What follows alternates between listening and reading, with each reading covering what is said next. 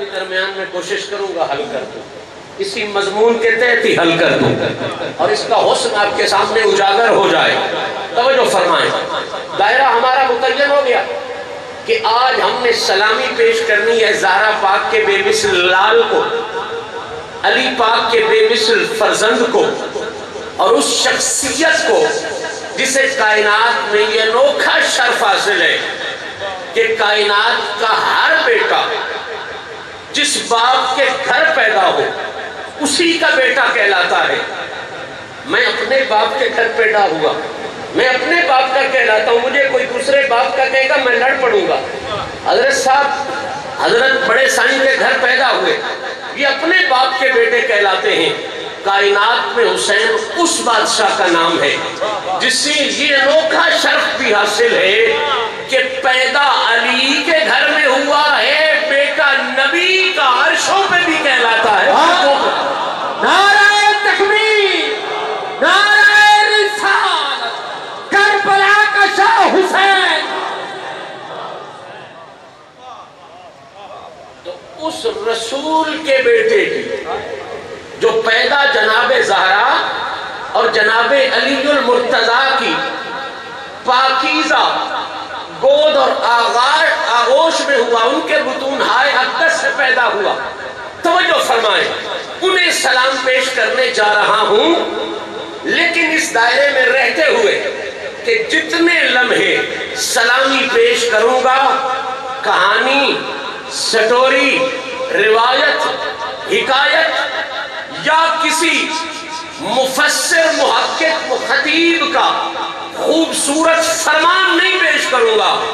آج مہنی شریف میں بیٹھ کے اس بڑے مائیے کو سلام کرتے ہوئے صرف اور صرف اللہ کا قرآن ہی پیش کروں گا، اسی کا فرمان ہی پیش کروں گا۔ ذہن آپ کا حاضر ہے؟ تمہیدوں کے بوجھ میں جانے کی عادت میری بھی نہیں۔ آئیں مل کے قرآن کے دروازے پہ حاضری دیتے ہیں اور قرآن سے پوچھتے ہیں، قرآن تو بتا زہرا کے بچے کا قصیدہ کیا ہے؟ جنگ والوں، آپ قصیدے سننے کی عادی ہو، میں آپ کے مزاجوں کو بڑی اچھی طرح جانتا ہوں۔ ایک مدت گزری ہے میری بھی اسی راستے میں، لیکن آپ قصیدے پہ بات کرتے ہوئے یہ کہتے ہو قصیدہ بہت چنگا ہے۔ کیوں جی؟ کچھی سے آیا ہے، بھکھر سے آیا ہے، جنگ سرگودھا یا ملتان سے یہ قصیدہ آیا ہے۔ آج سر اونچا کر کے بیٹھو، خواجہ غریب نواز کے غلاموں میں بیٹھے ہو، غوث پاک کے نوکروں میں بیٹھے ہو، داتا صاحب بابا صاحب کے فدائیوں میں بیٹھے ہو۔ آج یہاں سے وہ قصیدہ سن کے جاؤ جو جنگ سرگودھا اور ملتان سے نہیں آیا، آج وہ قصیدہ حسین کا سن کے جاؤ جو اللہ کے قرآن سے آیا۔ اب توجہ فرمائیں، قصیدہ حسین کا کہنا قرآن ہے۔ پوری توجہ آپ کی نصیب ہو گئی، میں بالکل قریب آ گیا۔ قرآن کی بارگاہ میں حاضری دیتے ہیں، قرآن تیرے جیسا سچا کوئی نہیں، تیرے جیسا سچا کوئی نہیں، تیرے جیسا نفیس کوئی نہیں، تیرے جیسا لطیف کوئی نہیں، تیرے جیسا لا ریب کوئی نہیں، تیرے جیسا بے عیب کوئی نہیں۔ اب تو بتا سیدہ زہرا پاک کے بچوں کے قصیدے کیا ہیں، تاکہ ہمیں ایسا پیغام مل جائے جو پیغام اس جہان میں بھی سلامت رہے، اگلے جہان میں بھی سلامت رہے۔ اب پوری ذمہ داری جو حافظ بیٹھے ہیں وہ بھی ذہن میں رکھیں، علماء کو سبق سناتے ہوئے آپ کے خوبصورت ذہنوں تک پیغام پہنچا کے آپ سے دعا کا حقدار بنتے ہوئے قرآن سے سوال ہے، قرآن کا جواب ہے، اور پورا خطاب، پوری گفتگو جو ہے وہ عزت اولاد زہرا پر ہے۔ توجہ آپ نے کرنی ہے، بات اب چھڑ گئی، توجہ کریں گے تو یہیں سے بات کہیں گی کہیں چلی جائے گی۔ قرآن سے پوچھتے ہیں، کس سے پوچھتے ہیں؟ قرآن سے۔ مولوی جی، خطیب جی، نقیب جی سے نہیں، قرآن سے پوچھتے ہیں۔ قرآن ہمیں حسین کی وہ عزتیں بتا، ہمیں حسین کی وہ عظمتیں بتا کہ جن پر نہ اس جہان میں شک ہو سکے نہ اگلے جہان میں شک ہو سکے۔ اب آپ کا ذہن حاضر ہے، توجہ کریں، قرآن مجید نے ایک جگہ پہ نہیں، دو جگہ پہ نہیں، چند جگہوں پہ نہیں، بے شمار جگہوں پر نبی کے بچوں کے قصیدے بیان کیے۔ میں ان قصیدوں کو، بلکہ ان میں سے چند قصیدوں کو مرتب کر کے آپ کے ذہنوں کی نظر کرنے جا رہا ہوں۔ جب قرآن سے پوچھتے ہیں قرآن بتا حسین کیا ہے، حسین کی شان کیا ہے، حسین کی عزت کیا ہے، حسین کی بلندی کیا ہے، ایک ایک جملے کا ضامن ہو قرآن سے نہ دکھاؤں، جو چور کی سزا میری سزا۔ قرآن اپنے مضمون کے ساتھ اعلان کر رہا ہے، دنیا والوں حسین کو عام نہ سمجھنا، حسین کو معمولی نہ سمجھنا، حسین کو دوسروں جیسا نہ سمجھنا۔ قرآن بتا حسین کیا ہے، بولی حسین کی ہے، بولی قرآن کی ہے، ترجمہ شمس الرحمان کر رہا ہے، اتنا تو مجھے اجازت ہونی چاہیے۔ بولی قرآن کی، ترجمہ شمس الرحمان کا، قرآن حسین کی شان میں جو کچھ کہتا ہے میں اس کو ترتیب دے کے آپ کی سماعتوں کی نظر کر رہا ہوں۔ دل کو لگے تو مجھے خوش کرنے کے لیے نہیں، ادھر حاضری لگوانے کے لیے، زبان پہ جو اچھا لفظ آئے اسے گردان کے اپنی حاضری ضرور لگوا لیں۔ قرآن سے پوچھا، قرآن بتا حسین کیا ہے۔ اب قرآن بول رہا ہے، توجہ فرمائیں۔ قرآن کہتا ہے لوگوں حسین کو پوچھنا چاہتے ہو، ہاں قرآن حسین کو پوچھنا چاہتے ہیں، تجھ سے پوچھنا چاہتے ہیں۔ اب جواب قرآن کا سنو اور ایک ایک جملے پہ جھکی ڈال کے بیٹھو۔ قرآن کہتا ہے لوگوں اگر حسین کو مجھ سے پوچھنا چاہتے ہو تو سنو، قرآن حسین کا پہلا قصیدہ دے رہا ہے۔ قرآن کہتا ہے لوگوں حسین کو پوچھنا چاہتے ہو تو سنو، عفت اور طہارت کی پہچان حسین۔ پہلا قصیدہ جو قرآن نے حسین کا دیا، عفت اور طہارت کی پہچان حسین ہے۔ پہلے سنتے جائیں پھر میں اس پر دلائل عرض کروں گا اور قرآن سے ہی عرض کروں گا۔ عفت اور طہارت کی پہچان حسین ہے۔ جس کو خواجہ اجمیری غریب نواز کے جملے یاد ہیں یا نبی کی حدیثیں آتی ہیں، قرآن کے مفاہیم آتے ہیں، جس کو کلّا اسألکم سننے میں کوئی تکلیف نہیں ہوتی، وہ اگلا جملہ سن لے۔ قرآن کہہ رہا ہے پہلا قصیدہ حسین کا یہ ہے، عفت اور طہارت کی پہچان حسین ہے، دین اور ایمان کی تو جان حسین۔ عفت اور طہارت کی پہچان حسین ہے، دین اور ایمان کی جان حسین ہے۔ اب آپ کی توجہ مجھے نصیب ہو گئی ہے اور میں نے وقت ضائع نہیں کرنا، آخری بندے تک توجہ چاہتے ہوئے میں اگلا جملہ دینا چاہتا ہوں۔ پہلے دو قصیدوں کا اعلان آپ نے سن لیا نا، عفت اور طہارت کی پہچان حسین ہے، بول لیجیے، عفت اور طہارت کی پہچان حسین ہے، دین اور ایمان کی ہائے ہائے ہائے، دین اور ایمان کی جان، دین اور ایمان کی جان حسین ہے۔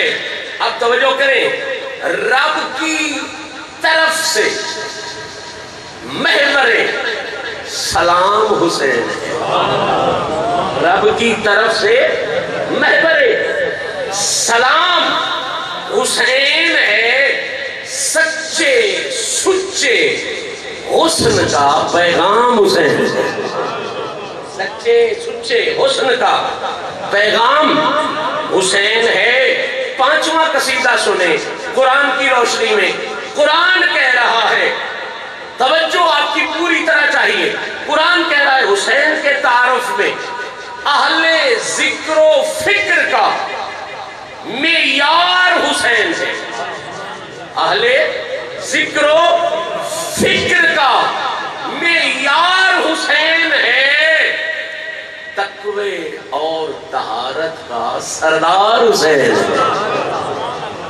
تقوی اور طہارت کا سردار حسین ہے۔ اور سنیے، اہل باطل کے لیے ہر دور میں برق حسین حلالی کون حرامی، فرق حسین۔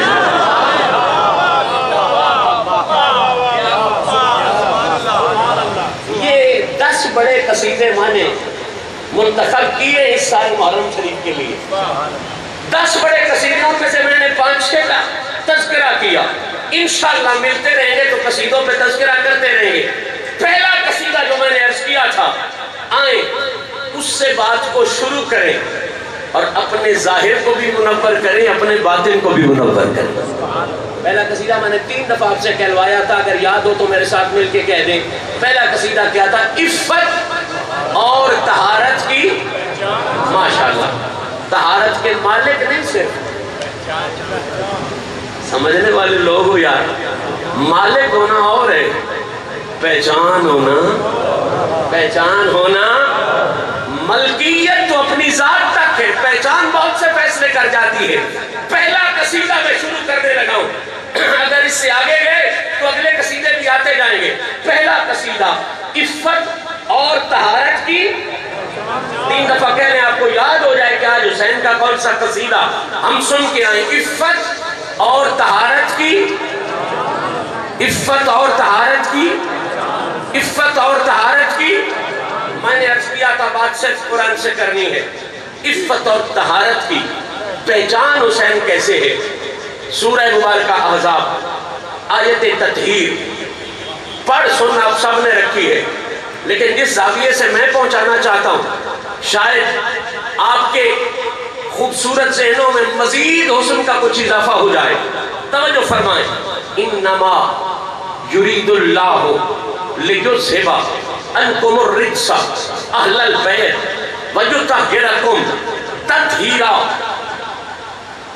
ایک ایک بندہ اس میرے پہلے فکرے پہ غور کرے گا تو آگے مسئلے حل ہو جائیں گے۔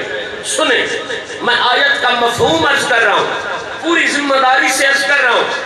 یہ بات پہلے ذہن نشین کر لیں کہ یہ جو آیت ہے آیت تطہیر، اس کے حوالے سے امام حسین کا مصداق ہونا، یعنی جو یہ آیت ہے یہ جن کی شان میں نازل ہوئی ہے ان میں سے امام حسین کا ہونا، یہ حضور کے اصحاب نے بھی بیان کیا ہے۔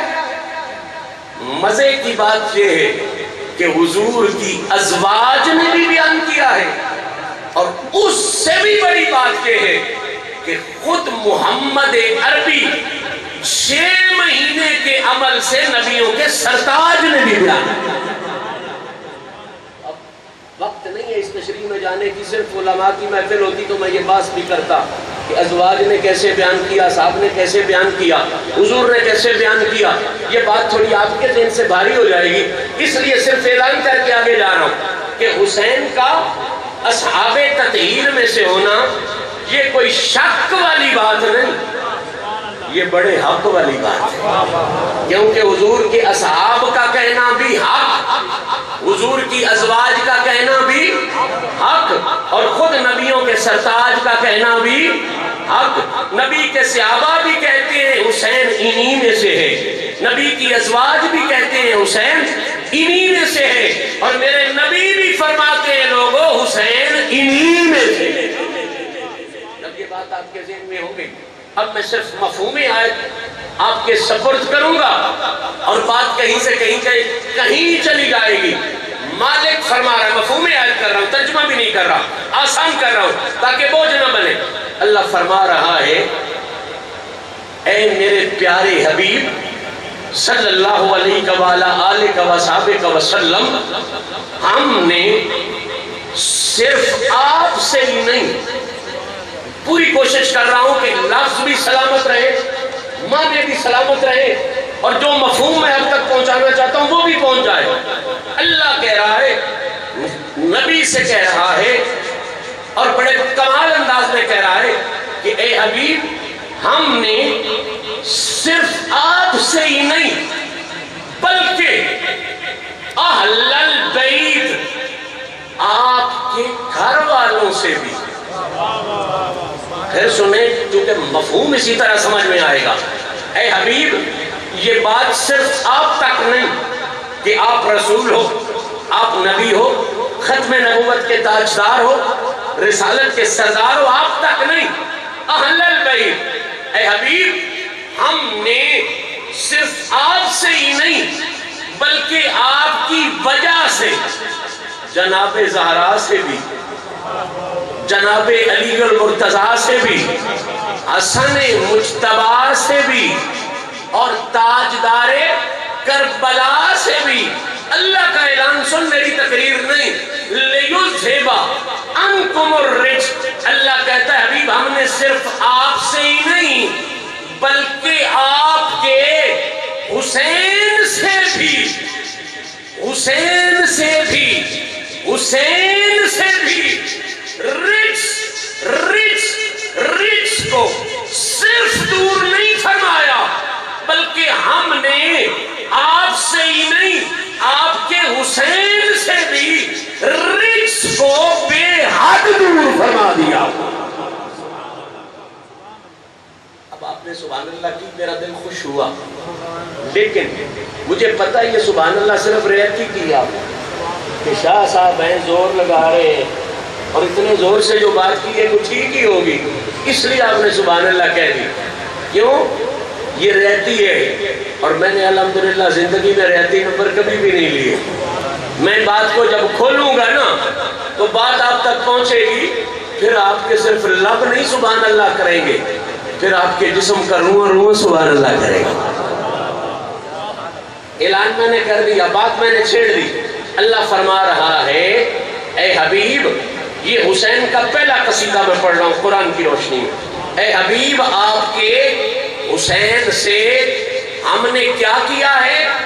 رجس کو بے حد دور کیا ہے۔ رجس کو ماشاءاللہ سمجھ رہے ہیں، رجس کو بے حد دور کیا ہے۔ اب حضور فوراً ذہن میں سوال آ جاتا ہے، شاہ صاحب رجس کا معنی آپ نے چلو رجس کر دیا، لِيُذْهِبَ عَنْكُمْ کا معنی آپ نے دور کرنا کر دیا، اللہ کا اعلان بھی آپ نے بیان کر دیا یرید اللہ ہے۔ یہ جو بے حد کا لفظ لے آئے ہو، بے حد کا لفظ، یہ محض آپ کی عقیدت ہے نا،